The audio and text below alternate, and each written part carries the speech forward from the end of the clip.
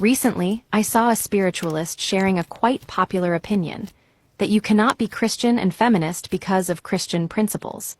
This argument not only ignores the fact that Christianity is not a monolith, but it also overlooks a massive double standard. By their own metric, you cannot be a modern spiritualist and a feminist either. To understand why, let us look at the historical roots of the most popular spiritualist narratives today.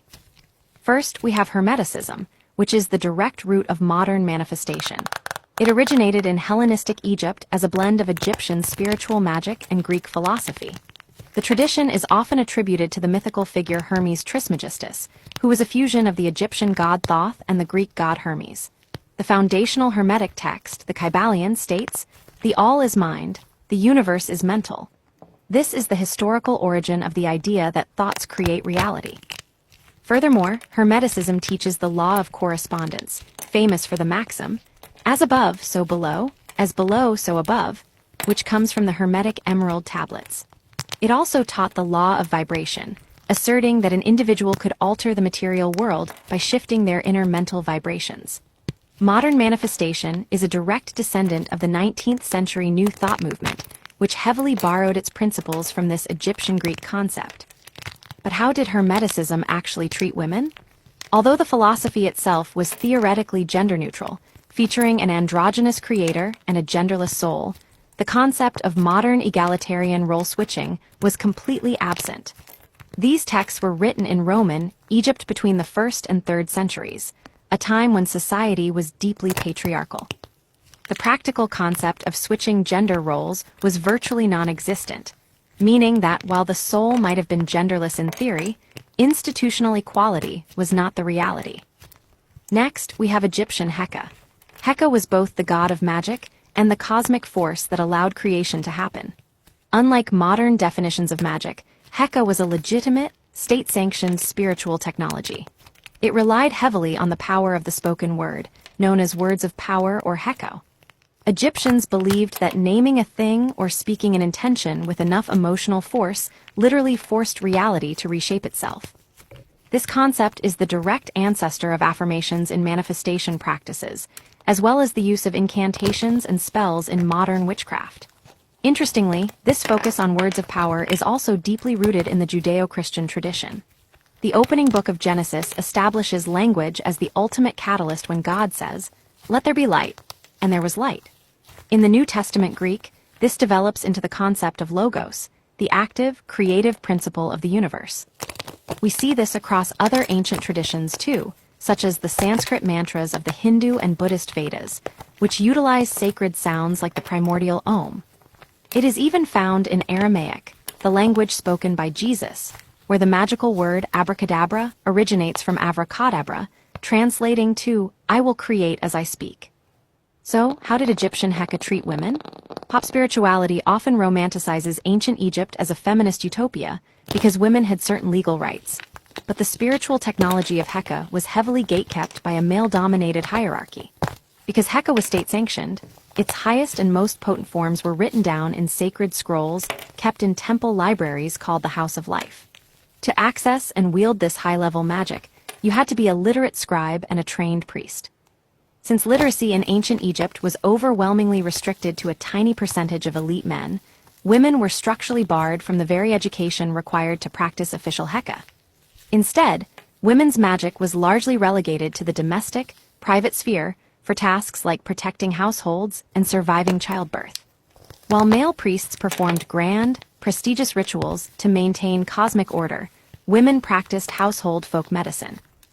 Even the religion itself presents a paradox. It venerated powerful goddesses of magic like Isis, yet human women were excluded from the administrative positions of spiritual authority. This is identical to how certain traditional Christian institutions venerate the Virgin Mary, while historically denying human women ordination. We then have Babylonian and Levantan astrology and divination, which serves as the root of timing magic. Modern witchcraft and manifestation place a heavy emphasis on timing, such as timing rituals to a full moon, a new moon, or a specific planetary hour, like the Venus hour for love. This framework comes almost solely from ancient Babylonia and Mesopotamia. They were the first to systematically map the stars, create the zodiac, and assign specific spiritual properties, gods, and energies to different planets. So, how did they treat women? Ancient Mesopotamia was deeply patriarchal, and star mapping was treated as a matter of national security. The astrologers, known as the scribes of the celestial omen series, were high-ranking male advisors to the king. While historians have found rare evidence of female scribes and astronomers, the texts reveal a telling truth. When a woman successfully entered these realms, she was viewed as an honorary man, which completely stripped her of her feminine identity. Out of the 4 major esoteric domains of the time, state astrology, extispicy, prophecy, and herbal sorcery, men fully dominated all 4. Women were only accepted into prophecy and domestic sorcery. There is a common misconception that because these cultures worshipped powerful celestial goddesses, their societies must have been egalitarian. In Babylonian astrology, the planet Venus was the literal embodiment of Ishtar, the most powerful and volatile goddess of love, sex, and war in the pantheon. Yet, cosmic reverence for a female planet did not translate to social equality on the ground. A Babylonian man would pray to Ishtar for victory in battle, while legally holding complete authority over his wife and daughters at home. Next, we look at Levantan folk magic and sympathetic magic, which is rich with everyday practices that directly mirror modern witchcraft. Ironically, this originated in Canaan, early Israel, and Phoenicia, the exact same regions credited with the birth of Judaism and Christianity. Sympathetic magic is the ancient belief that like affects like. Examples include melting a wax figure to make an enemy weak, or burning sweet-smelling resin to attract financial abundance.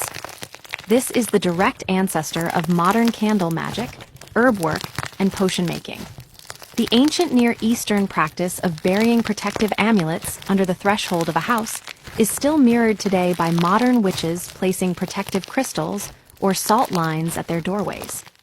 As a recurring theme, this system was not egalitarian either. The female sphere was strictly limited to domestic low magic, which was deeply integrated into the home, child-rearing, and community survival. Because women handled food preparation, textile making, and healthcare, their magic naturally evolved from these tasks. Women were responsible for love and binding spells, using principles of sympathetic magic to weave a lover's hair into a knot to bind their affection, or using specific herbs to ensure a husband's faithfulness. They were also solely responsible for protecting infants from the evil eye, using sympathetic charms like pinning blue beads or hanging mirrors to reflect a malicious glare back at the sender. During labor, midwives used sympathetic practices to speed up difficult births, unlocking every padlock in the house or untying every knot in the mother's clothing to symbolically open the womb. In contrast, the male sphere consisted of liturgy, agriculture, and high magic. To bring rain for fields, men performed sympathetic magic in communal religious contexts. Furthermore, because literacy was concentrated among men, such as sheiks, priests, and rabbis, the creation of written protective amulets containing holy names or geometric seals was a heavily male-dominated role. This side of history does have a slight nuance, however. When it came to local healers or wise people, the hierarchy occasionally flattened. If a woman possessed a profound knowledge of herbalism or bone setting, she could achieve a level of community authority that bypassed traditional gender roles. In desperate, practical scenarios, a community cared less about the gender of the practitioner and more about whether their magic actually worked. Finally, we must look at the most popular witchcraft tradition today, Wicca and its focus on the goddess traditions. Modern Wicca and the feminist witchcraft movements of the 20th and 21st centuries center heavily on the worship of a divine mother. Modern practitioners look directly back to the ancient Near East to find powerful, independent female deities who ruled over magic, nature, and fate, utilizing figures like Inanna and Isis as the primary blueprints for the high goddess invoked in modern circles today. At first glance, you could argue that the Wiccan tradition is inherently egalitarian. It popularly features a revered female goddess alongside a male horned god and utilizes both high priests and high priestesses. But if we analyze the root of this theology, we find another contradiction. This ancient belief system did not revere women for their humanity. but solely for their reproductive organs and their ability to give birth. Modern Wicca actually has its roots in 1950s Britain, and British traditional Wicca was highly hierarchical, authoritarian, and built entirely on strict biological determinism and gender essentialism. The entire theology relied on a rigid male-female gender binary. It glorified motherhood and tied the goddess almost exclusively to fertility and moon cycles, essentially reducing a woman's spiritual worth to her reproductive organs. And while it gave power to women by having high priestesses, it was not egalitarian in the modern sense of men and women switching roles. It featured strict, mandatory male-female pairing that leaned heavily into traditional gender roles. It wasn't until the 1960s and 1970s, when Wicca migrated to the United States and collided with the second-wave feminist movement, that it finally became egalitarian. That collision is what gave birth to branches like Dianic Wicca, founded by Zuzana Budapest, which flipped the script into a matriarchal standard focusing exclusively on the goddess. So the liberated, gender-fluid goddess magic people practice on TikTok today isn't some ancient, untouched feminist utopia. It is a very recent, 1970s American reinterpretation of a 1950s British system that was obsessed with binary gender roles and biological objectification. The concept of the divine feminine is used as a self-empowerment tool today, but people completely gloss over the fact that its historical roots are deeply tied to viewing women primarily as vessels for fertility. Ultimately, if Christianity is disqualified from feminism because its institutional history is patriarchal, then by that exact same metric, ancient spiritualism must be disqualified too.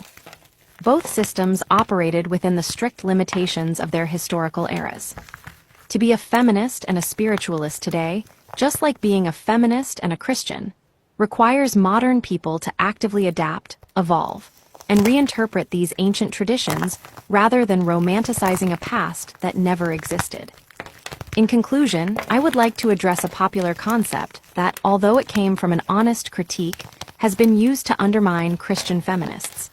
And so I say, hot take, you cannot be a spiritualist or a witch and be a feminist either.